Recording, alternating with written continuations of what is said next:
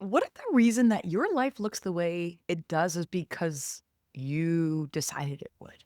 Now you might be going, I didn't ask for all that's in my life. I hear you, but you're actually more in control over what you're experiencing than you think. Now, we know that we can't control external things, but there is a lot more that we can control than we think. And it starts with the power of our words. Your words don't just describe your life, they create it. And so here's the question. Will the things you say about your life become a delight or a dungeon? Hey, in this video, I want to talk about self-fulfilling prophecies. How if you say so, your brain will make it true. And honestly, so many people live half of the capacity they're able to live. They live at their like watered down version of themselves because of negative self-talk. Their negative self-talk becomes a self-limiting, self-fulfilling prophecy. What you speak over yourself equals your reality. So we have to be real careful with what we say. And this is not manifestation. This is actually even biblically based about your words having power. So, first and foremost, let's give you a simple, non academic definition of self fulfilling prophecy. A self fulfilling prophecy is when something becomes true because you expect it to be true. You speak it, you feel it, you act from it, you find evidence for it. Your brain is this incredible machine. Like we think AI and technology that it's developed is pretty phenomenal. Your brain is that times a million in its power and capacity. So much so that we're still not even scratching the surface of understanding what the human brain is capable of.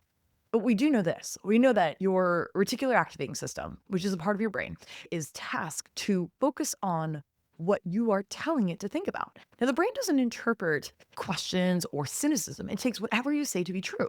And so if you start thinking about something or you're afraid of something, your brain's going to go find evidence that that is happening.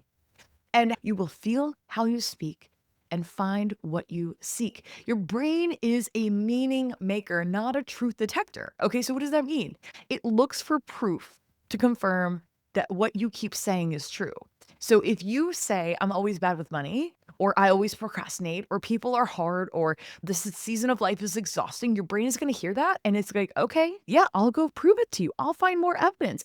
And all of a sudden, it's kind of going through the grocery store of your mind, going, yeah, oh, yeah, here's proof. Here's proof. Let me collect it. And all of a sudden, you're like, yeah, look at this. Your brain's job is to provide evidence for what you're thinking. And this is where we come to this, pull it back to ground zero is you have to really believe that you can think whatever you want. I spent years stuck. I was an elite athlete at the elite D1 level. I had a lot of psychology pressure that was affecting my performance.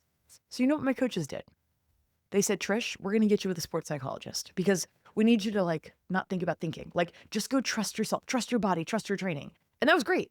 Except the psychologist didn't help me. And essentially, I walked away going, ooh, great. I can't even control my thoughts.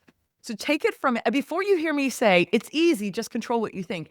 I feel like I failed my athletic career because I couldn't control what I thought. I was at this place where I was like, I can't help what I think.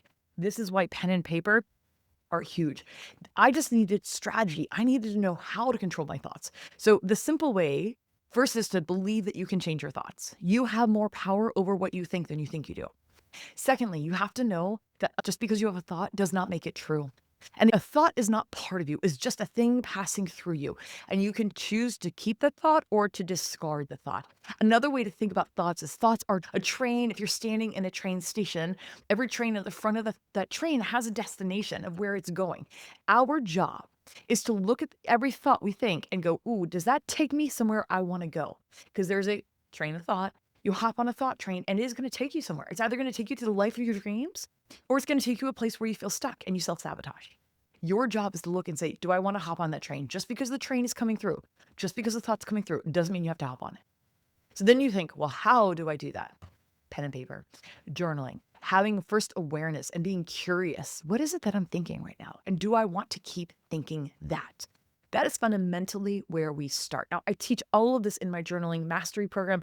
The link is below in our notes. So please grab that if you don't have a very robust and effective journaling program. This will teach you that. But your brain hears what it says and then it says, okay, now we're on the train. Let me prove to you that this is where we want to go. And so the question that's going to change everything for you And I want you to slow down with this. Now that you know you have power over your thoughts, but there is probably an area of your life that you're being limited by that you aren't aware of. And I recently asked myself this question. It rocked me. I felt so convicted. I want you to slow down and ask yourself this with zero judgment. The key to the growth and power over your thoughts and really creating a life with intention and on purpose is learning how to activate and manage your mind.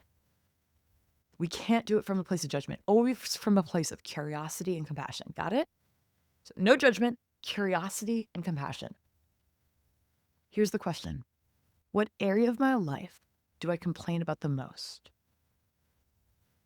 And how might my words be making that area keep working exactly as it is? Is it work? Is it health? Is it the weather? Is it your marriage? Is it where you live? Is it parenting? Is it business? Is it time? Is it your money? Because I'll tell you what, if you complain about something, there's a very low likelihood that that thing's going to change. It's just going to get worse. You're going to be like, yeah, this job is the pits. Yeah, money is hard. I'm never going to break free. What you complain about will perpetuate a state of stagnancy. But often we don't know we're complaining. We go, I'm just stating the truth. Traffic is terrible. My boss is toxic. But I can tell you, you have to ask yourself fundamentally, does it help me to talk about it this way? Because if it helps me to talk about it this way, then keep talking about it. Keep those thoughts coming. Or you could ask yourself, is there a different way to think about this? Is there a better way to think about it? One of the best ways to create a pivot is to ask yourself, could I find a place of gratitude? Could I find something? This is the mental challenge. Can I find something to be grateful for in this complaining negativity? What could I thank this situation for? What is this area of life teaching me? How am I growing as a result of being under this toxic supervisor? What would change if I spoke about this with ownership instead of frustration and victimhood?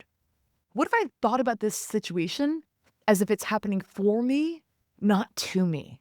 Because when something's happening for you, you're cultivating a victorious mindset. When it's happening to you, you immediately victimize yourself. You give away all of your power, and we wonder why we feel stuck and overwhelmed. Gratitude doesn't mean pretending things are perfect. It means choosing words, choosing thoughts that lead you forward instead of trapping you, that take you on a train forward instead of a train backwards. Now, if you keep saying life is hard, it feels overwhelming, you're disappointed, and when I gave you this question about complaining and negativity, you're like, oh yeah, there are some areas. Maybe you're complaining about your body. You're aging, and you forgot what a privilege it is to age.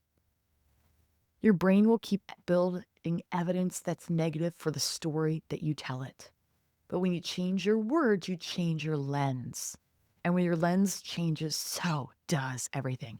So if you have been realizing, wow, I actually have been stuck in my own narrative, I want you to watch my next video. It's called 5 journal prompts that I use when I'm stuck, and it will help you interrupt negative thought loops and rewrite that story that your brain is trying to repeat. This video is going to help you turn awareness into action, because insight without action doesn't change anything at all. Now, even deeper, I will tell you, we already mentioned my journal mastery bundle. That's linked below. And then I have a narrative intelligence reframing course. I'll make sure that's linked for you too. For those of you who are like, yes, Trish, this resonates. I want a shortcut and accelerated results. My courses will get you that. So, hey, I'll see you in the next video.